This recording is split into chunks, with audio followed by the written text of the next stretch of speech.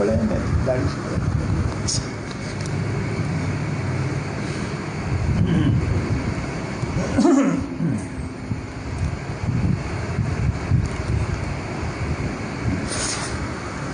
الحمد لله الذي خلق اللوح والقلم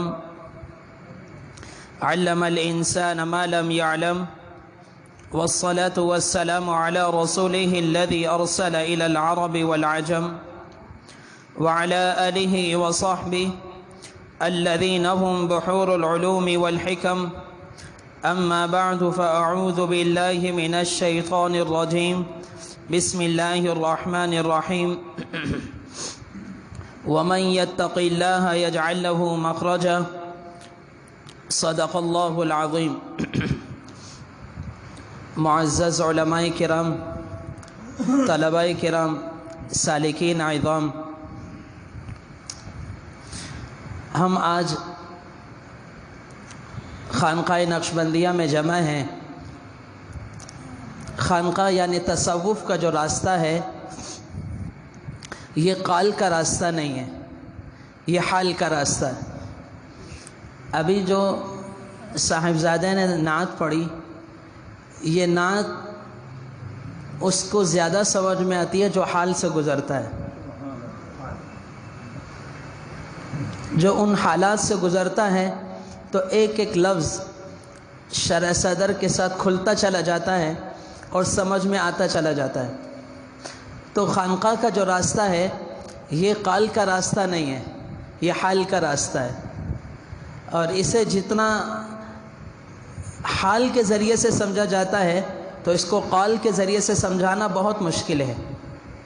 مشکل تو خیر نہیں ہے، لیکن بات اسی کو زیادہ ازبر یاد ہوتی ہے اور اسی کو زیادہ سمجھ میں آتی ہے جو ان کیفیات کے ساتھ ہوتا ہے اور ان کیفیات اور حالات سے گزرتا ہے. تو شیخ کے زبان سے نکلے ہوئے کلمات، جب شیخ حالات اور شیخ کی زبان سے نکلے ہوئے کلمات نکلتے ہیں اور وہ ان حالات سے گزر رہا ہوتا ہے یا گزر چکا ہوتا ہے تو وہ فوراً شرح صدر ہوتا چلا جاتا ہے. اس لیے ہمارے اکابر فرماتے ہیں کہ تصوف کا جو راستہ ہے یہ قال کا راستہ نہیں ہے، یہ حال کا راستہ ہے. لیکن جو گفتگو میں نے آپ کے سامنے کرنی ہے وہ یہ ہے کہ دنیا میں جتنے بھی انسان ہیں، عالم ہو، جاہل ہو، شاہ ہو، گدا ہو، امیر ہو، غریب ہو، مسلم ہو، غیر مسلم ہو، ہر انسان کی 5 خواہشیں، ہر انسان کی 5 خواہشیں ہیں. پہلی خواہش انسان کی یہ ہے کہ یا اللہ میری زندگی میں کوئی مشکل نہ آئے. میری خواہش ہے، آپ کی بھی ہے کہ یا اللہ میری زندگی میں کوئی مشکل نہ آئے. دوسری خواہش انسان کی یہ ہے کہ میری زندگی میں آسانیاں ہوں، میری زندگی میں آسانیاں ہوں.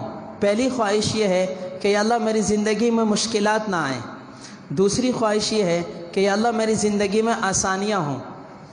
تیسری خواہش انسان کی یہ ہے کہ یا اللہ بندہ بھی تیرا ہوں اور رزق کا مالک بھی تو ہے، تو مجھے اتنا رزق عطا کر کہ میں کسی کے سامنے ہاتھ پھیلانے والا نہ ہوں، میں کسی کے سامنے شرمندہ نہ ہوں، میں اپنی خواہشات کو اپنے مال سے، اپنی دولت سے آسانی سے پورا کر سکوں، میں کسی کے سامنے شرمندہ تعبیر نہ ہوں.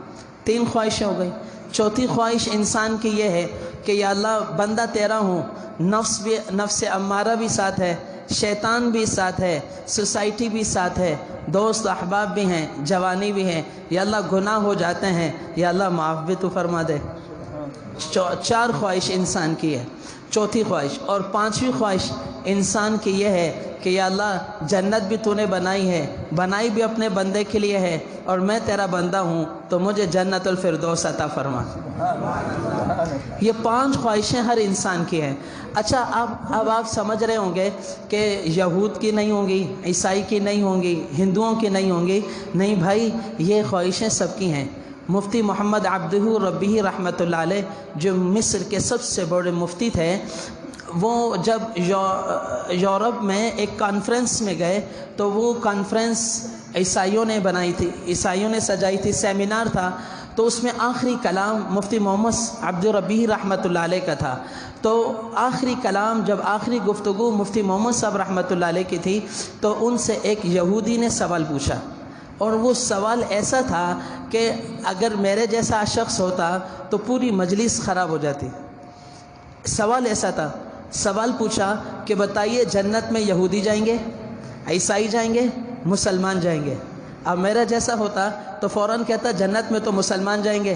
تو یہود اور عیسائی سارے کیا ہو جاتے؟ مخالف ہو جاتے ہیں، کیونکہ اس سیمینار کو منعقد کرنے والے سارے عیسائی لوگ تھے. عیسائی کلچر تھا، یورپ کی جگہ تھی، اور یہود کے علماء کو بلایا گیا تھا. مسلمانوں کی پورے عالم اسلام کی طرف سے جو نمائندگی کر رہے تھے وہ مفتی محمد عبد الربیع رحمۃ اللہ علیہ تھے، مصر کے بڑے عالم تھے. انہوں نے بڑا حکمت بڑا جواب دیا. انہوں نے فرمایا اگر اللہ تعالیٰ نے قیامت کے دن یہودیوں کے لیے فیصلہ کیا جنت میں کہ یہودی جنت میں جائیں، تو اللہ کے فضل سے یہود کے ساتھ مسلمان بھی جنت میں جائیں گے، اس لیے کہ مسلمان موسیٰ علیہ السلام پر ایمان لاتے ہیں. اور اگر اللہ تعالیٰ نے عیسائیوں کے لیے فیصلہ کیا کہ عیسائی جنت میں جائیں، تو اللہ کے فضل سے مسلمان عیسائیوں کے ساتھ جنت میں جائیں گے، اس لیے کہ مسلمان عیسیٰ علیہ السلام پر ایمان لاتے ہیں. اور اگر قیامت کے دن اللہ تعالیٰ نے مسلمانوں کے لیے فیصلہ کیا کہ مسلمان جنت میں جائیں گے، تو اللہ کے فضل سے مسلمان صرف اکیلے جنت میں جائیں گے، یہود اور عیسائی ساتھ نہیں جائیں گے.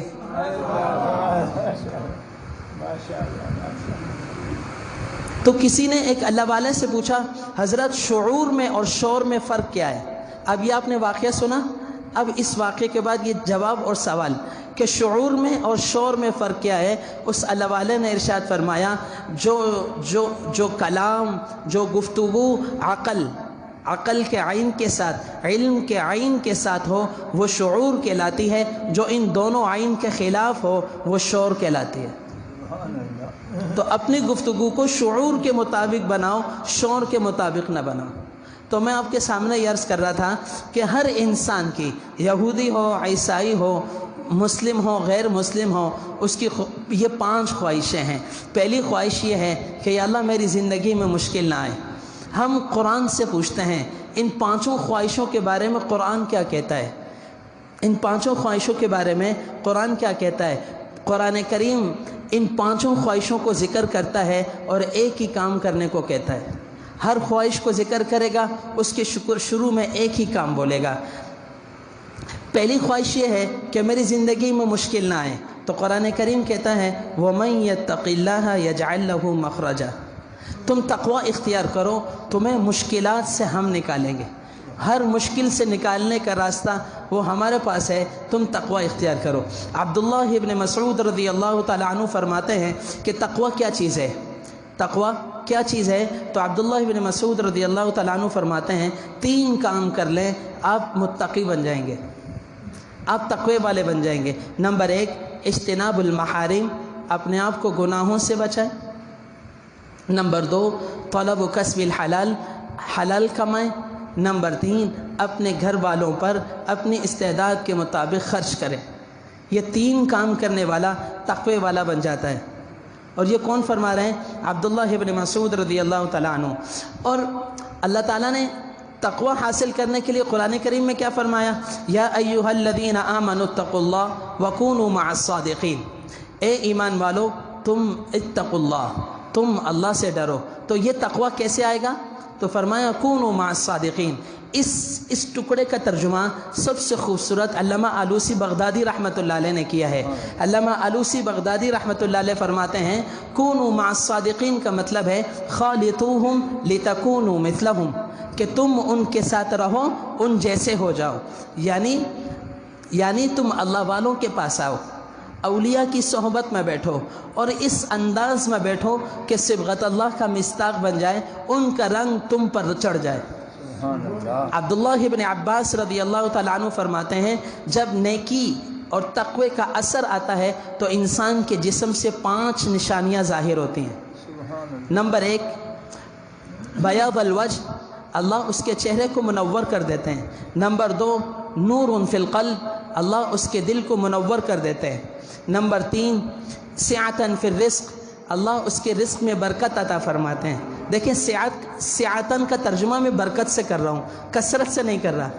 ہمارے خواجہ صاحب دامت برکاتہم فرماتے ہیں برکت پر نظر رکھو، کثرت پر نظر نہ رکھو۔ اور میں سیاتن کا ترجمہ کثرت سے نہیں کر رہا، اگر آپ کثرت سے کریں گے تو بھی غلط نہیں ہے، لیکن میں اس کا ترجمہ برکت سے کر رہا ہوں کہ اس کے رزق میں اللہ برکت دے گا۔ اور نمبر 4 قوتاً فی الجسم، اس کے جسم میں اللہ طاقت دے گا۔ اور نمبر 5 اس کی محبت کو مخلوق کے اندر ڈالے گا، مخلوق کے خدا اس سے محبت کریں گے۔ اور عبداللہ ابن عباس رضی اللہ تعالیٰ عنہ نے فرمایا کہ جو شخص گناہ کرتا ہے تو اس کے بھی 5 اثرات اس کے جسم میں ظاہر ہوتے ہیں۔ سواد الوجہ، اس کے چہرے سے نور ہٹا لیا جاتا ہے۔ نور ظلمۃ فی القلب، اس کے دل کے اندر جو نور تھا اس کو سلب کر لیا جاتا ہے، ختم کر لیا جاتا ہے۔ وضعف فی الجسم، اس کے جسم میں کمزوری آ جاتی ہے، ہر وقت کہتا ہے تھک گیا، کمزوری آ گئی، تھک گیا۔ یہ آرام کرتا ہے پھر بھی تھکتا ہے، سوتا ہے تو پھر بھی جسم دکھتا ہے، سو کر اٹھتا ہے تب بھی جسم دکھتا ہے، تو اس کے جسم میں تھکاوٹ آ جاتی ہے۔ اور نمبر 4 ضیق فی الرزق، اس کے رزق سے برکت کو اٹھا لیا جاتا ہے۔ دیکھیں اس کا ترجمہ کر رہا ہوں، رزق سے برکت کو اٹھا لیا جاتا ہے۔ مال بہت زیادہ ہے، پتہ ہی نہیں چلتا کہاں گیا، مہینے کے شروع میں شوہر بھی خوش ہے، بیوی بھی خوش ہے کہ تنخواہ آ گئی، اور مہینے کے آخر میں دونوں ناراض ہیں کیونکہ دونوں کے پرس خالی ہیں۔ اور نمبر 5 جو سب سے خطرناک ہے وہ یہ ہے کہ اللہ لوگوں کے دلوں میں اس کی نفرت کو ڈال دیتا ہے۔ تو نیکی اگر کرتے ہو تو اس کے بھی 5 اثرات ظاہر ہیں، اور گناہ کرتے ہو اس کے بھی 5 اثرات ظاہر ہیں۔ اور بعض اللہ والے فرماتے ہیں کہ کوئی شخص اگر گناہ میں مبتلا ہوتا ہے اور گناہ میں مبتلا ہونے کے بعد وہ یہ سمجھتا ہے کہ خدا کی پکڑ نہیں آئی اور میں کسی بھی مصیبت میں اور کسی مشکل میں گرفتار نہیں ہوا، وہ اس سے دھوکہ نہ کھائے، اس لیے کہ کوئی شخص گناہ میں مبتلا ہو اور اس کو اس کی سزا نہ ملے، یہ ہو نہیں سکتا۔ اور اس کی سب سے پہلی سزا یہ ملتی ہے، اللہ اس سے تہجد کی نماز سے محروم کرتے ہیں۔ اور دوسری سزا اسے یہ ملتی ہے، اللہ مناجات کی حلاوت اس سے لے لیتے ہیں۔ یہ کم، پھر آگے فرمایا کیا جب مناجات کی حلاوت اس سے لے لی اور اس سے چھین لی، اس سے بڑی بھی کوئی سزا ہے؟ تو پہلی چیز جو پہلی خواہش ہے کہ یا اللہ میری زندگی میں کوئی مشکل نہ آئے، تو قرآن کریم اس کے بارے میں کہتا ہے وَمَن يَتَّقِ اللَّهَ يَجْعَلْ لَهُ مَخْرَجًا، کہ تم تقوی اختیار کرو، تمہیں مشکلات سے نکالنا اللہ کا کام ہے۔ تو تقوی کیا چیز ہے؟ عبداللہ ابن مسعود رضی اللہ تعالیٰ عنہ کا قول نقل کیا، اور علامہ آلوسی بغدادی رحمۃ اللہ علیہ کا ترجمہ نقل کیا کہ خالطوہم لتکونوا مثلہم، کہ تم اللہ والوں کے پاس وقت گزارو تاکہ تم ان جیسے بن جاؤ۔ حضرت رائے پوری رحمۃ اللہ علیہ کے جانشین تھے، جو حضرت کے خادم تھے، تو حضرت تھانہ بھون میں اسٹیشن پر کھڑے تھے، حضرت حکیم الامت حضرت تھانوی رحمۃ اللہ علیہ نے دیکھا کہ مجمع لگا ہے، تو حضرت نے اپنے خادم سے کہا لگتا ہے کوئی اللہ والا ہے، آؤ ملاقات کر آتے ہیں۔ جب حضرت ملاقات کے لیے تشریف لے گئے تو جب دیکھا تو وہاں ایک اللہ والا موجود تھا، اس سے پوچھا آپ کون ہیں؟ کہا حضرت رائے پوری رحمہ اللہ کے جانشین ہوں۔ فرمایا ہمارا تو رائے پور آنا بہت دفعہ ہوا لیکن ہم نے آپ کو وہاں نہیں دیکھا۔ تو انہوں نے فرمایا حضرت جب آپ تشریف لاتے تھے تو وہاں ایک خادم ہوتا تھا جس کو حضرت رائے پوری کالو بولتے تھے۔ فرمایا ہاں۔ کہا وہ میں ہی ہوں۔ سبحان اللہ، وہ میں ہی ہوں۔ آپ کو ایک اور مثال دیتا ہوں، حضرت شاہ حکیم محمد اختر صاحب رحمۃ اللہ علیہ نے جو مثنوی کی شرح لکھی ہے، اس مثنوی کی شرح میں یہ شرح جب حضرت اقدس حضرت بن نوری رحمہ اللہ کے پاس پہنچی، حضرت اقدس حضرت بن نوری رحمہ اللہ نے جب اس شرح کو پڑھا تو پڑھنے کے بعد فرمایا میں تو یہ سمجھتا تھا حکیم اختر تیل بیچنے والا ہے، لیکن اس شرح سے پتہ چلا وہ ایک بہت بڑا اللہ والا ہے۔ سبحان اللہ۔ اس شرح نے، مثنوی کی اس شرح نے میری نگاہوں میں، یعنی حضرت اقدس حضرت بن نوری رحمہ اللہ فرماتے ہیں کہ میری نگاہوں میں اس شرح نے حضرت شاہ حکیم اختر صاحب رحمۃ اللہ علیہ کی قدر و منزلت کو بہت بڑھا دیا۔ تو یہ اس لیے ہوا کہ سارا وقت اپنے شیخ کی خدمت میں گزارا۔ حالانکہ حضرت رائے پوری رحمہ اللہ کے جو جانشین تھے وہ سرگودا کے رہنے والے تھے اور وہ رائے پور کے نہیں تھے، لیکن اپنے شیخ کی صحبت میں وقت گزارنے کی وجہ سے رائے پوری کہلاتے تھے۔ یہ ہے خالطوہم لتکونوا مثلہم، کہ تم اپنے مشائخ کے پاس، اپنے اولیاء کے پاس اس طرح وقت گزارو کہ تم ان جیسے بن جاؤ۔ پھر کبھی موقع ملا، یہ حضرت خود آپ کو بتائیں گے کہ اس سالک ہمیشہ 4 نسبتوں سے گزرتا ہے۔ اسے 4 نسبتوں میں سے کوئی ایک نسبت ملے گی، موضوع بالکل الگ ہو جائے گا، تو اس سالک 4 نسبتوں سے گزرتا ہے، تب نسبت اتحادی اس کو جا کر ملتی ہے۔ اور جب نسبت اتحادی اس کو ملتی ہے تو یہ شیخ اور سالک کے درمیان بالکل ربط قائم ہو جاتا ہے۔ آپ کو ایک اور بات بتاؤں، صرف اس سالک کو فائدہ ہوتا ہے جو شیخ سے اصلاحی مشورے میں رہتا ہے، شیخ سے اصلاحی مشورے میں ہوتا ہے، ہر قدم پر مشورہ کر کر چلتا ہے کہ حضرت اب یہ معاملہ ہے، حضرت اب یہ معاملہ ہے، میں اب کیا کروں؟ تو شیخ اپنی جو علم ہے، اپنی جو وسعت ہے، اس وسعت کے مطابق اسے جو تجویز کرتا ہے بس اس پر عمل کرے، پھر اپنی رائے پیش نہ کرے۔ اگر اس کے مزاج کے خلاف آ گئی، شیخ کا حکم اس کے مزاج کے خلاف آ گیا، تو اب اس سے چاہیے یہاں خاموش ہو اور اس پر عمل کرے۔ تو پہلا کام وَمَن يَتَّقِ اللَّهَ يَجْعَل لَّهُ مَخْرَجًا، کہ تم تقوی اختیار کرو، مشکلات سے نکالنا ہمارا کام ہے۔ میرے عزیز علماء کرام، طلبہ عظام، آپ دین کا کام کریں اور مشکلات نہ آئیں، یہ ہو نہیں سکتا۔ آپ تقوی اختیار کریں اور مشکلات نہ آئیں، یہ ہو نہیں سکتا۔ اگر آپ دین کا کام کر رہے ہیں اور مستقل راحتیں مل رہی ہیں، مستقل آپ کو آسائشیں مل رہی ہیں، مستقل آپ کو آرام مل رہا ہے، یہ تشویش ہے، یہ تشویش ہے۔ اگر آپ دین کا کام کر رہے ہیں اور دین کا کام کرتے ہوئے مشکلات آ رہی ہیں، یا دین کا کام کرتے ہوئے اپنے ہی لوگوں کی مخالفت آ رہی ہے، یہ عین سنت ہے۔ وَكَذَلِكَ جَعَلْنَا لِكُلِّ نَبِيٍّ عَدُوًّا شَيَاطِينَ الْإِنسِ وَالْجِنِّ، ہم ہر نبی کے لیے دشمن بناتے ہیں، پیدا کرتے ہیں۔ نبی کا دشمن کوئی نہیں ہوتا، اللہ خود کہہ رہا ہے وَكَذَلِكَ جَعَلْنَا لِكُلِّ نَبِيٍّ، ہم ہر نبی کے لیے بناتے ہیں کیا چیز؟ دشمن۔ آپ صلی اللہ علیہ وسلم نے جب نبوت کا دعویٰ نہیں فرمایا تھا تو آپ کا کوئی دشمن تھا؟ نہیں تھا۔ جب آپ نے نبوت کا اعلان فرمایا تو اپنوں نے مخالفت کی، اپنے دشمن بنے، تو یہ آیت ہے وَكَذَلِكَ جَعَلْنَا لِكُلِّ نَبِيٍّ عَدُوًّا۔ آپ اس بات کو پرکھنا چاہتے ہیں کہ آپ دین کا کام کر رہے ہیں، آپ کا کام عند اللہ مقبول ہے یا نہیں، تو آپ یہ دیکھیں کہ راحت مل رہی ہے یا مشکلات مل رہی ہیں۔ اگر مستقل راحتیں ہیں، اپنے دل کو ٹٹولو، اپنے دل کو ٹٹولو کہ مستقل راحتیں کیوں ہیں، مستقل آسائشیں کیوں ہیں، مستقل طور پر یہ راحتیں اور آرام کیوں ہیں، لیکن اپنوں کی مخالفت آ جائے، اپنے ہی مجلس میں بیٹھے ہیں، مجلس میں بیٹھنے والا، پاس بیٹھنے والا، بات سننے والا اگر یہ مخالفت کرتا ہے تو اللہ کا شکر ادا کرو، پھر جب آپ تقوی اختیار کرو گے اس مشکل سے اللہ نکالے گا۔ پہلی بات۔ نمبر 2 کہ میری زندگی میں آسانیاں ہی آسانیاں ہوں، مشکلات نہ ہوں۔ دیکھیں ابھی بات ہم نے کی، اگر مستقل آسانیاں ہوں تو تشویش ہے، اور میری خواہش یہ ہے کہ میری زندگی میں مستقل آسانیاں ہوں، تو یہاں پر بھی اللہ فرما رہے ہیں وَمَن يَتَّقِ اللَّهَ، جو اللہ سے ڈرتا ہے، يَجْعَل لَّهُ مِنْ أَمْرِهِ يُسْرًا، ہم اس کے لیے آسانیاں پیدا کرتے ہیں۔ دیکھیں آسانیاں پیدا کرنا اور ہے اور آسانیوں کا آ جانا اور ہے۔ اکابر کا مشہور مقولہ ہے من لم تکن بدایتہ محرقہ لم تکن نہایتہ مشرقہ، جس کی ابتدا جلا دینے والی نہ ہو اس کی انتہا روشن نہیں ہوتی۔ اور اکثر ہم نے اپنے اکابر سے سنا کہ اپنے بڑوں کی آخری زندگی کو نہ دیکھو، اپنے بڑوں کی ابتدائی زندگی کو دیکھو کہ وہ کن مشکل حالات سے گزر کر آئے ہیں، اور کن مشکل حالات سے گزرنے کے بعد اللہ نے ان پر یہ آسائش اور راحتوں کو دروازہ کھولا ہے۔ اگر تم ان کی آخری زندگی کو دیکھو گے اپنے آپ کو تباہ کرو گے، اگر ان کی ابتدائی زندگی کو دیکھو گے تو جنت کے راستے پر چلو گے۔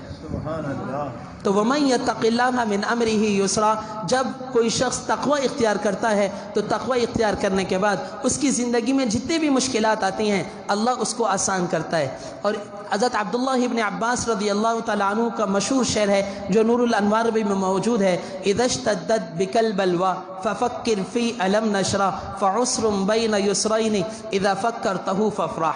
یہ تقوی اختیار کرتا ہے تو مشکل جب آتی ہیں تو ہر مشکل پر دو آسانیاں چکر لگاتی ہیں اور دو آسانیاں انسان کو ملتی ہیں۔ اور ترمذی کی روایت ہے، آپ صلی اللہ علیہ وسلم نے فرمایا آزمائش جتنی سخت ہوتی ہے اس کا بدلہ بھی اتنا بڑا ہوتا ہے۔ ترمذی کی روایت ہے کہ آزمائش جتنی سخت ہوتی ہے اور جس آزمائش سے انسان گزرتا ہے اور وہ پاس ہو گیا اللہ کے نزدیک تو اس کا بدلہ بھی اتنا ہی بڑا ہے۔ اب قرآن کریم سے پوچھیں کہ آزمائش بڑی ہے تو بڑا بدلہ ملا ہو، قرآن کریم میں اس کی مثال ہے۔ قرآن کریم کہتا ہے وَإِذِ ابْتَلَىٰ إِبْرَاهِيمَ رَبُّهُ بِكَلِمَاتٍ، اللہ تعالیٰ نے چند چیزوں میں ابراہیم علیہ السلام کا امتحان لیا، فَأَتَمَّهُنْ کا ترجمہ کر رہا ہوں، فرسٹ پوزیشن آ گئی۔ وَإِذِ ابْتَلَىٰ إِبْرَاهِيمَ رَبُّهُ بِكَلِمَاتٍ فَأَتَمَّهُنْ، تو اللہ نے کہا مانگو کیا مانگتے ہو، تو اب آزمائش سخت تھی، آزمائشوں کے پیچھے چلے ہیں، سخت سے سخت آزمائش آپ پر آئی ہے تو انعام بڑا کیا مل رہا ہے، إِنِّي جَاعِلُكَ لِلنَّاسِ إِمَامًا، مجھے رہتی دنیا تک امام بنا دے۔ تو آزمائش سخت تھی اور آزمائش بڑی تھی تو انعام اور بدلہ بھی بڑا مل رہا ہے کہ اللہ نے، آپ یہود سے پوچھیں کہ آپ کا امام کون ہے، وہ کہیں گے ابراہیم علیہ السلام۔ آپ عیسائیوں سے پوچھیں کہ بڑا کون ہے، وہ کہیں گے ابراہیم علیہ السلام۔ اور مسلمانوں سے پوچھیں تو ہم تو کہتے ہی ہیں کہ ابراہیم علیہ السلام۔ تو دوسری خواہش انسان کی یہ ہے کہ میری زندگی میں آسانیاں ہی آسانیاں ہوں، تو اللہ تعالیٰ یہاں پر بھی ارشاد فرما رہے ہیں کہ وَمَن يَتَّقِ اللَّهَ يَجْعَلْ لَهُ مِنْ أَمْرِهِ يُسْرًا، اگر تم تقوی اختیار کرو گے تو ہم تمہاری زندگی میں آسانیاں ہی آسانیاں لے کر آئیں گے، ہم آسانیاں پیدا کریں گے۔ آسانیاں جب اللہ پیدا کرتا ہے تو اس کے بعد مشکلات نہیں آتی۔ اسے صوفیہ کی زبان میں کہتے ہیں کہ جب سالک کو نسبت اتحادی مل جاتی ہے، وہ تینوں نسبتوں کو کراس کر چوتھی نسبت میں جب داخل ہوتا ہے جسے نسبت اتحادی کہتے ہیں، جو شیخ کے حالات ہیں وہی سالک کے حالات ہوتے ہیں، جو کیفیات شیخ کی ہوتی ہیں وہی کیفیات سالک کی ہوتی ہیں، بالکل ایک جیسے ایک ہم پلہ ہو جاتے ہیں، تو اسے نسبت اتحادی کہتے ہیں۔ تو اللہ تعالیٰ جس طرح شیخ پر آسانیاں کرتا ہے اسی طرح سالک پر بھی آسانیوں کے دروازے کھول دیتا ہے۔ سبحان اللہ۔ اور اگر آپ یہ چاہتے ہیں کہ اللہ تعالیٰ مجھ پر معرفت کے دروازے کھولے تو اس کا آسان نسخہ حضرت حکیم الامت حضرت تھانوی رحمۃ اللہ علیہ نے دیا ہے۔ فرمایا کہ جو طالب علم اور جو سالک با ادب نہیں وہ متقی نہیں، جو با ادب نہیں وہ متقی نہیں، اور جب متقی نہیں تو معرفت کے دروازے اس پر کھل نہیں سکتے، تو اس کی انتہا وصول الی اللہ ہے، تو وصول الی اللہ کی منزل تک وہ پہنچ سکتا نہیں۔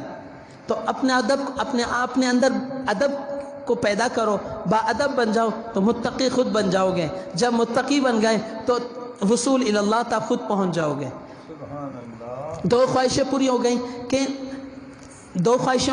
کہ میری زندگی میں کوئی مشکل نہ آئے اور میری زندگی میں آسانیاں ہی آسانیاں ہوں۔ تیسری خواہش کہ اللہ بندہ تیرا ہوں اور تو نے رزق کا وعدہ بھی کیا ہے تو مجھے اتنا رزق عطا فرما کہ میں اپنی خواہشات کو، جائز خواہشات کو میں پورا کر سکوں، اور میں اپنی جائز خواہشات میں کسی کے سامنے ہاتھ نہ پھیلاؤں۔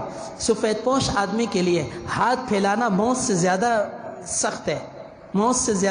سخت ہے کہ وہ اجل پوش آدمی ہے اور وہ سفید پوش آدمی ہے، وہ بھوکا رہنے کو پسند کرے گا، ہاتھ پھیلانے کو موت سے زیادہ سخت سمجھے گا۔ لیکن انسان کی خواہش ہے کہ اللہ بندہ تیرا ہوں اور رزق مجھے اتنا عطا فرما، تو یہاں پر بھی اللہ تعالیٰ وہی قید لگا رہے ہیں کہ وَيَرْزُقْهُ مِنْ حَيْثُ لَا يَحْتَسِبُ، کہ تم تقوی اختیار کرو ہم تمہیں بے حساب رزق عطا کریں گے۔ یہاں پر حضرت مولانا احمد علی لاہوری رحمۃ اللہ علیہ اس آیت کی بڑی عجیب تشریح فرماتے تھے علماء کرام کے لیے وَيَرْزُقْهُ مِنْ حَيْثُ لَا يَحْتَسِبُ ہے، یہ آیت علماء کرام کے لیے وَيَرْزُقُ مِنْ حَيْثُ لَا يَحْتَسِبْ ہے کہ اللہ علماء اور طلباء کو رزق وہاں سے دیتا ہے جہاں سے ان کا گمان نہیں ہے، اور نیک لوگوں کو اللہ تعالیٰ وَيَرْزُقُ مِنْ حَيْثُ يَحْتَسِبْ دیتا ہے کہ جہاں ان کا گمان ہوتا ہے وہاں سے رزق دیتا ہے، کہ دکان ہے دکان سے اللہ برکت دیتا ہے، فصل ہے فصل سے اللہ برکت دیتا ہے، لیکن علماء کرام ہیں من حیث لا یحتسب ہے، ان کو کچھ نہیں پتا، اللہ تعالیٰ نے ان کے لیے رزق کے دروازوں کو کھولا۔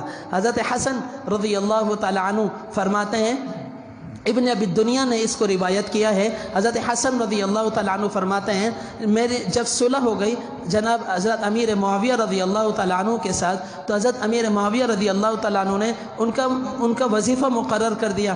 جب وظیفہ مقرر کیا تو حضرت امیر معاویہ رضی اللہ تعالیٰ عنہ شام میں رہتے تھے، دمشق میں، اور حضرت حسن ابن علی رضی اللہ تعالیٰ عنہ مدینہ المنورہ میں رہتے تھے۔ پھر کچھ ایسا ہوا کہ کچھ وقت کے لیے وظیفہ بند ہو گیا، پریشان ہو گئے کہ وظیفہ نہیں آئے، تو جب وظیفہ نہیں آیا تو پریشان ہوئے، تو پھر اپنے خادم اور غلام سے کہا لاؤ قلم اور کاغذ لاؤ، میں حضرت امیر سے پوچھوں کہ ہمارا وظیفے میں تاخیر کیوں ہو گئی اور پہنچنے میں تاخیر کیوں ہو گئی۔ تو قلم منگایا اور لکھنے کے لیے بیٹھے، لیکن لکھا نہیں، لکھنے کے لیے بیٹھے لکھا نہیں اور چھوڑ دیا، بستر راحت پر تشریف لے گئے، سو گئے۔ جب سو گئے تو رسول اللہ صلی اللہ علیہ وسلم کی زیارت ہوئی، اور آپ صلی اللہ علیہ وسلم نے فرمایا حسن بیٹے آپ کا کیا حال ہے؟ کہا نانا جان بالکل ٹھیک ہوں۔ تو فرمایا بیٹے اور کیا حال احوال ہیں؟ فرمایا نانا جان اور کچھ نہیں۔ فرمایا بیٹے اپنی جیسی ضعیف مخلوق کو خط لکھ رہے تھے؟ کہا نانا جان لکھ رہا تھا لیکن لکھا نہیں۔ کہا میرے بیٹے اس دعا کو پڑھو، جب تم اس دعا کو پڑھو گے رزق کے دروازے اللہ کھولے گا۔ اور یہ دعا ہمارے اکابر نقشبند کے وظائف میں اور سبق میں ہے، اور اس کو ہمارے شجرہ میں نقل بھی کیا، اس کو ہمارے شجرہ طیبہ میں نقل بھی کیا۔ صفحہ 41 پر یہ دعا موجود ہے، اللہم اقذف فی قلبی رجاک واقطع رجائی عمن سواک حتی لا ارجو احدا غیرک، اللہم وما ضعفت عنہ قوتی وقصر عنہ عملی ولم تنتہی الیہ رغبتی ولم تبلغه مسالتی ولم یجری علی لسانی مما اعطیت احدا من الاولین والآخرین من الیقین فخصص به یا رحم الراحمین۔ ایک روایت میں فخصص به یا رحم الراحمین ہے جو ہمارے شجرے میں لکھی ہے، اور ابن ابی الدنیا نے اس کو کہا ہے فخصنی بھی یا رب العالمین، کہ اس کو خاص میرے لیے فرما۔ حضرت حسن ابن علی رضی اللہ تعالیٰ عنہ فرماتے ہیں کہ میں نے صرف 3 دن اس دعا کو پڑھا تھا، حضرت جناب امیر معاویہ رضی اللہ تعالیٰ عنہ کی طرف سے 15 لاکھ درہم آئے۔ 15 لاکھ۔ میرے عزیز طلباء علماء کرام، اب حالات ایسے ہیں آپ اس کو اپنے اس میں لے کر آئیں، معمولات میں لے کر آئیں۔ میں نے جس شخص کو بھی یہ دعا دی ہے اور میں نے کہا ہے آپ اس کو پڑھیں، جتنا چاہیں پڑھیں، تعداد کی کوئی قید نہیں ہے، ہمارے مشائخ نے تعداد کی کوئی قید نہیں لگائی، کچھ نہیں لگایا، آپ جس طرح چاہیں اس کو پڑھیں۔ یقین جانا مجھے ایک آدمی بھی ایسا نہیں ملا جس نے یہ کہا ہو کہ آپ نے یہ دعا دی ہے اور اس کے بعد رزق کی تنگی آئی ہے، ایک آدمی بھی نہیں ملا۔ یہ ایسا آدمی ملا کہ وہ کہنے لگا ہوٹل بیچنے پہ مجبور ہوں، سنبھال نہیں سکتا، یا دعا کو چھوڑ دوں یا ہوٹل کو چھوڑ دوں، تو وہ کہنے لگا ہوٹل چھوڑ دیا، دعا نہیں چھوڑوں گا، اس لیے کہ دعا کی وجہ سے ہوٹل ملا ہے۔ اتنا رزق اللہ نے دے دیا کہ اب سنبھالنا مشکل ہے، کہ میں اب ہوٹل چلا نہیں سکتا، میرے بس سے باہر ہے، کوئی اور اس کو چلا لے، میں کوئی اور دیکھ لیتا ہوں کہ مجھے وہاں جا کر کوئی اور مل جائے۔ لیکن میرے ساتھیوں، میرے دوستوں، یہ تیسری جو شق ہے کہ اللہ تعالیٰ نے رزق کا وعدہ کیا کہ تقوی اختیار کرو وَيَرْزُقْهُ مِنْ حَيْثُ لَا يَحْتَسِبْ، تم تقوی اختیار کرو گے رزق ہم آپ کو دیں گے۔ شیخ داؤد الطائی رحمۃ اللہ علیہ اپنے گھر کے صحن میں موجود تھے، اپنے وقت کے بغداد کے بڑے علماء کرام میں ان کا شمار ہوتا ہے، یہ اپنے گھر کے صحن میں موجود تھے۔ گھر کے دروازے پر دستک ہوئی، جب دستک ہوئی تو آس پڑوس سے ایک خاتون تھی، اور آ کر اس نے ایک عجیب اور غریب سوال پوچھا، کہا شیخ داؤد میرا اللہ ظالم ہے یا میرا اللہ رحیم ہے؟ عجیب و غریب سوال پوچھا کہ میرا اللہ ظالم ہے یا میرا اللہ رحیم ہے۔ حضرت شیخ داؤد الطائی رحمۃ اللہ علیہ بہت حیران ہوئے کہ یہ عورت کیا کہہ رہی ہے، یہ تو ایمان سے چلی جائے گی، یہ ایسے الفاظ پوچھ رہی ہے اور ایسے سوال پوچھ رہی ہے۔ حضرت نے سر جھکایا کہ میں اس کو جواب کیا دوں، وہ ایسے کشمکش میں ہے اور زار و قطار رو رہی ہے۔ تو کافی دیر گزرنے کے بعد دروازے پہ دوبارہ دستک ہوئی تو دیکھا 10 آدمی تھے، تو اس سے پہلے شیخ داؤد الطائی رحمۃ اللہ علیہ نے اس عورت سے قصہ پوچھا کہ تم اتنی بڑی بات کیوں کہہ رہی ہو کہ اللہ ظالم ہے یا میرا اللہ رحیم ہے، انصاف کرنے والا ہے؟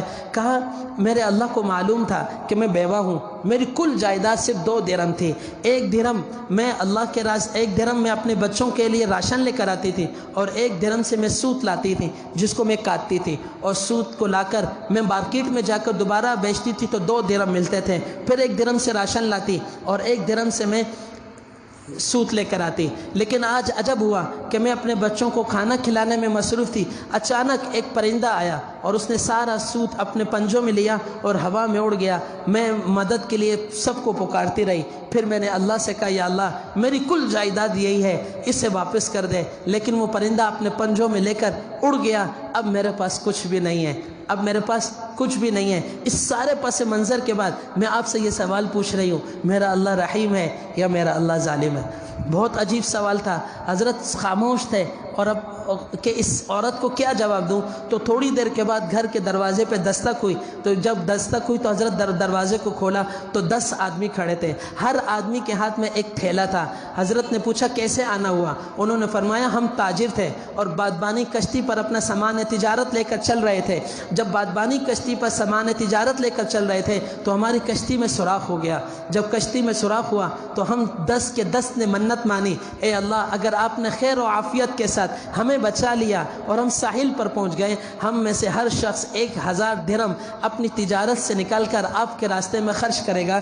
اللہ نے ہمیں، ابھی ہم یہ سوچ رہے تھے اور دعا مانگ رہے تھے اور اللہ سے گڑ گڑا رہے تھے کہ یا اللہ تو ہمیں نجات عطا فرما اس مشکل سے، ہم تیرے راستے میں ہر شخص 1000 درہم دیں گے۔ تو ایک پرندہ آیا اڑتا ہوا، اس کے پنجوں میں سوت تھا، اس نے فوراً ہماری بادبانی کشتی میں ڈالا، تو ہم سمجھ گئے کہ یہ اللہ کی طرف سے مدد ہے اور ہم نے فوراً اس سوراخ کو بند کیا۔ تو ساتھیوں نے مشورہ کیا، انہوں نے کہا اللہ نے اسی علاقے میں ہمیں نجات عطا فرمائی ہے، اسی ساحل کنارے پر لگاؤ۔ جب ساحل اور کنارے پر لگایا تو ہم نے پوچھا یہاں کوئی بڑا عالم ہے جس کے پاس ہم جائیں اور اپنا مسئلہ رکھیں؟ تو سب نے ہمیں کہا تم شیخ داؤد الطائی کے پاس چلے جاؤ۔ ہم آپ کے پاس آئے، یہ 10,000 درہم ہے، یعنی ہم میں سے ہر شخص کا 1000 درہم ہے، یہ 10,000 درہم آپ لے لیں، جس سے چاہیں آپ دے دیں۔ اور حضرت شیخ داؤد الطائی رحمۃ اللہ علیہ نے 10,000 درہم اٹھائے، اس عورت کی پاس لا کے رکھے، فرمایا میرے اللہ نے تجھ سے 2 درہم لیے، اس کے بدلے میں تجھے 10,000 درہم دیے، بتا میرا اللہ ظالم ہے میرا اللہ انصاف کرنے والا ہے؟ وہ عورت زار و قطار رونے لگی اور کہنے لگی مجھ سے غلطی ہو گئی، میں اپنی غلطی پر پشیمان ہوں اور مجھ سے گناہ ہو گیا، میں نے بہت جلد بازی کی ہے، اس جلد بازی کی وجہ سے میں آپ کے پاس توبہ کرتی ہوں اور پھر اللہ سے بھی توبہ کرتی ہوں، مجھے یہ نہیں کرنا چاہیے تھا۔ تو وَيَرْزُقُ مِنْ حَيْثُ لَا يَحْتَسِبُ، تم تقوی اختیار کرو، اللہ رزق وہاں سے دے گا جہاں آپ کا گمان بھی نہیں ہوگا۔ سبحان اللہ۔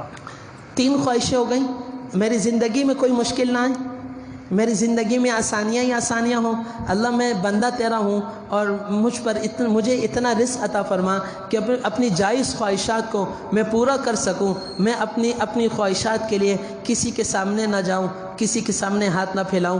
یہ 3 چیزیں ہو گئی۔ آپ کو ایک اور بات بتاؤں، امام احمد بن حنبل رحمۃ اللہ علیہ کا زمانہ ہے، امام احمد بن حنبل رحمۃ اللہ علیہ اپنے مسند پر تشریف فرمائے، تشریف فرما کے بعد ایک عورت آ کر عجیب و غریب سوال پوچھتی ہے اور آ کر کہتی ہے حضرت مجھے ایک سوال ہے اور میں اس سوال کا جواب آپ سے چاہتی ہوں۔ فرمایا پوچھیے آپ کو کیا سوال ہے؟ تو اس عورت نے عجیب و غریب سوال پوچھا۔ دیکھیں جس چیز کو فتویٰ جائز قرار دیتا ہے تقویٰ کبھی اس کو حرام قرار دیتا ہے۔ سبحان اللہ۔ فتویٰ جس کو جائز قرار دیتا ہے تقویٰ اس کو حرام قرار دیتا ہے۔ اب یہ واقعہ سنیں، یہ بات کے بعد اب یہ واقعہ سنیں۔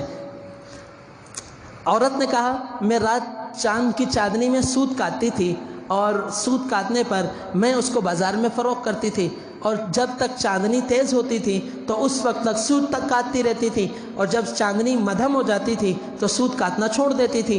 آج کی رات عجب ہوئی کہ جب میں سوت کاٹنے کے لیے بیٹھی تو روشنی بہت زیادہ ہو گئی اور ضرورت سے زیادہ تیز رہی اور بہت دیر تک رہی، تو میں نے اس میں بہت زیادہ سوت کاٹا۔ تو جب میں نے بعد میں معلومات کی کہ اتنی روشنی کیسی آئی تو پتہ چلا وقت کے بادشاہ کا قافلہ یہاں سے گزرا اور اس نے پڑاؤ ڈالا اور اس کے بعد یہاں سے گزرا. جب تک وہ قافلہ وہاں رہا اس کے دیوں سے جو روشنی پھیل رہی تھی وہ میرے گھر کے آنگن میں بھی آ رہی تھی اور اسی سے میں سود کاٹتی رہی. بتائیے اس روشنی کے اندر جو میں نے سود کاٹا وہ میرے لیے جائز ہے یا ناجائز ہے؟ امام احمد ابن حنبل رحمۃ اللہ علیہ نے فرمایا وہ کمائی تمہارے لیے حرام ہے. بیٹے نے کہا ابا جان اتنا سخت فتویٰ. والد صاحب حضرت احمد ابن حنبل رحمۃ اللہ علیہ نے فرمایا بیٹا اس سوال کا جواب بعد میں دوں گا، پہلے پتہ کرو یہ عورت کس گھرانے سے تعلق رکھتی ہے.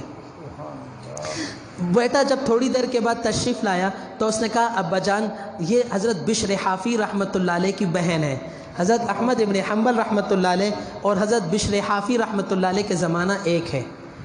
حضرت بشر حافی رحمۃ اللہ علیہ اور امام احمد ابن حنبل رحمۃ اللہ علیہ کا زمانہ ایک ہے. اور آپ کو عجب بات بتاؤں، امام احمد ابن حنبل رحمۃ اللہ علیہ نے حضرت بشر حافی کا جنازہ بھی نہیں پڑھا. کسی نے پوچھا حضرت آپ نے حضرت بشر حافی کا جنازہ کیوں نہیں پڑھا؟ تو انہوں نے فرمایا اس لیے کہ میرے دل میں بار بار خیال آ رہا تھا کہ اگر بشر حافی کا جنازہ نہیں پڑھا تو لوگ کیا کہیں گے. میرے دل میں خیال نہیں آ رہا تھا کہ جنازہ اللہ کے لیے پڑھوں تو اس لیے نہیں پڑھا.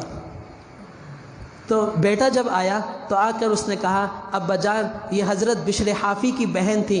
فرمایا بیٹا اس کا سوال بتا رہا تھا کہ یہ ایسے گھر سے تعلق رکھتی ہے جو تقوی کے اعلیٰ مقام پر ہے، اس لیے مجھے اس کو جواب بھی وہ دینا تھا جو تقوی کے اعتبار سے تھا، فتوے کے اعتبار سے نہ تھا، اس لیے میں نے کہا یہ کمائی تمہارے لیے حرام ہے. امام احمد ابن حنبل رحمۃ اللہ علیہ رات کو جب اپنے درس سے فارغ ہوئے خادم سے کہا یہ 1 درہم لو اور برتن دیا اور برتن دینے کے بعد فرمایا جائیے اور کھانا لے کر آئیے. خادم غلام جب بازار گیا تو وہ برتن بھر کے دال لے کر آیا. برتن بھر کے دال لے کر آیا تو امام احمد ابن حنبل رحمۃ اللہ علیہ نے اتنی ساری دال دیکھ کر فرمایا کہ اتنی ساری دال 1 درہم میں، 1 درہم میں اتنی ساری دال. تو انہوں نے فرمایا حضرت جب میں بازار میں پہنچا تو دال والوں کی بازی لگ گئی، ہمارے مزے ہو گئے. کہا وہ کیسے؟ کہا ایک دال والے نے کہا درہم کا 1 چمچ، تو دوسرے نے کہا درہم کے 2 چمچ، تیسرے نے کہا درہم کے 3 چمچ. تو میں نے کہا میں اس سے لے لوں جو درہم کے 3 چمچ دے رہا ہے، آج خوب پیٹ بھر کے کھائیں گے، مزے کریں گے. دال والوں کی بازی لگ گئی، یہ الفاظ تھے کہ دال والوں کی بازی لگ گئی، ہمارے مزے ہو گئے. امام احمد ابن حنبل رحمۃ اللہ علیہ نے فرمایا یہ دال میرے کھانے کی نہیں. تم مسجد کے دروازے پر کھڑے ہو جاؤ اور یہ اعلان کرو احمد ابن حنبل کا 1 درہم لگائے، کوئی اس دال کو مفت میں لے لے. خادم غلام 3 دن 3 راتوں تک دروازے پر کھڑا رہا، اس دال کو کوئی مفت میں لینے کے لیے تیار نہیں تھا. یہ ہے تقویٰ. اور فتویٰ یہ ہے کہ یہ دال جائز ہے. تو تقوی کی زندگی اختیار کرو. تو تقوی سب سے اہم ہے اور اسی کو اللہ نے کہا تم تقوی اختیار کرو گے وَيَرْزُقْهُ مِنْ حَيْثُ لَا يَحْتَسِبُ، کہ میں تمہیں وہاں سے رزق دوں گا جہاں سے تمہارا گمان بھی نہیں ہوگا. چوتھی خواہش انسان کی یہ ہے کہ یا اللہ بندہ تیرا ہوں، نفس امارہ بھی ساتھ لگا ہے، سوسائٹی بھی ساتھ ہے، دوست احباب بھی ہیں، جوانی بھی ہے، ہر آسائش رہائش ہے. یا اللہ گناہ ہو جاتا ہے، گناہ ہو جاتا ہے تو میرے گناہوں کو تو معاف بھی فرما دیں. تو اللہ یہاں پر بھی فرما رہے ہیں وَمَن يَتَّقِ اللَّهَ يُكَفِّرْ عَنْهُ سَيِّئَاتِهِ، تم تقوی اختیار کرو تمہارے سارے گناہوں کو میں معاف کر دوں گا. وَمَن يَتَّقِ اللَّهَ يُكَفِّرْ عَنْهُ سَيِّئَاتِهِ، تم تقوی اختیار کرو تمہارے سارے گناہوں کو معاف میں کروں گا. اصل چیز ہے تقوی. الاخلاص والنیہ ایک کتاب ہے. الاخلاص والنیہ اس کتاب میں یہ بات لکھی ہے خوش نصیب ہے وہ شخص جس کا باطن اس کے ظاہر سے اچھا ہے، اور بد نصیب ہے وہ شخص جس کا ظاہر اس کے باطن سے اچھا ہے. خوش نصیب ہے وہ شخص جس کا باطن اس کے ظاہر سے اچھا ہے، بد نصیب ہے وہ شخص جس کا ظاہر اس کے باطن سے اچھا ہے. مغلیہ سلطنت کی نے دعوت کی. حضرت شاہ ولی اللہ رحمۃ اللہ علیہ اس دعوت میں تشریف لے گئے. حضرت شاہ ولی اللہ رحمۃ اللہ علیہ کے جسم پر جو کپڑا تھا وہ بہت اعلیٰ نہ تھا، کمزور سا تھا. تو خدام نے ان کو اندر جانے میں مزاحمت کی اور جو گارڈ تھے انہوں نے اندر جانے میں مزاحمت کی. حضرت شاہ ولی اللہ محدث دہلوی رحمۃ اللہ علیہ نے فرمایا اے مغلیہ سلطنت کے بادشاہوں، یہ اس جسم پر ایک کپڑا ہے، یہ کپڑا اگرچہ چند ٹکوں کا ہے لیکن اس کپڑے کے اندر ایک جسم ہے، اس جسم کے اندر ایک دل ہے، اللہ کی قسم اس دل کی قیمت تم سارے مغلیہ سلطنت کے بادشاہوں کے خزانے کے میں بھی نہیں ہے۔ سبحان اللہ۔ حضرت امام شافعی رحمۃ اللہ علیہ نائی کے پاس گئے بال کٹوانے کے لیے، اور امام شافعی رحمۃ اللہ علیہ کے بال وہ نائی کاٹ رہا تھا، اتنے میں ایک نواب داخل ہوا، تو امام شافعی رحمۃ اللہ علیہ کو چھوڑ کر وہ نواب کی طرف چلا گیا کہ نواب مجھے پیسے زیادہ دے گا۔ اور امام شافعی رحمۃ اللہ علیہ نے جب نائی کی اس حرکت کو دیکھا، حجام کی اس حرکت کو دیکھا، تو اپنے شاگرد سے کہا کیا تمہارے پاس کچھ ہے؟ تو اس نے کہا 300 درہم ہے۔ فرمایا اس حجام کو دے دو۔ حجام کو 300 درہم دیے، اور اس کی دکان سے نکلنے کے بعد فرمایا کہ اے لوگوں، یہ جو کپڑے تمہیں نظر آ رہے ہیں یہ 1 درہم کے بھی نہیں ہیں، یہ کپڑے جو تمہیں نظر آ رہے ہیں یہ 1 درہم کے بھی نہیں ہیں، لیکن اللہ کی قسم اس کپڑے کے اندر ایک جسم ہے، اس جسم کے اندر ایک دل ہے، اس دل کی قیمت پوری دنیا کے پاس نہیں ہے۔ کہ وَمَن يَتَّقِ اللَّهَ یکفر عنہ سیئاتہ، تم تقوی اختیار کرو اللہ تمہارے گناہوں کو معاف کرے گا۔ سنہری الفاظ اور اقوال زری میں لکھا ہے، اقوال زری میں لکھا ہے کہ جس کی خلوت اچھی اس کی جلوت اچھی، جس کی جلوت اچھی اور خلوت بری ہے تو اللہ ایک موقع ایسا آتا ہے کہ اس کی خلوت کا راز اس کی جلوت میں فاش کر دیتے ہیں۔ تو اپنی خلوت کو اچھا کرو۔ رسول اللہ صلی اللہ علیہ وسلم نے فرمایا کہ تمہارا دل زندہ ہے یا مردہ، اپنے آپ کو 3 جگہوں پر پیش کرو، اپنے آپ کو 3 جگہوں پر پیش کرو۔ اگر تینوں جگہوں پر تمہارا دل گھبراتا ہے تو تمہارا دل مردہ ہے۔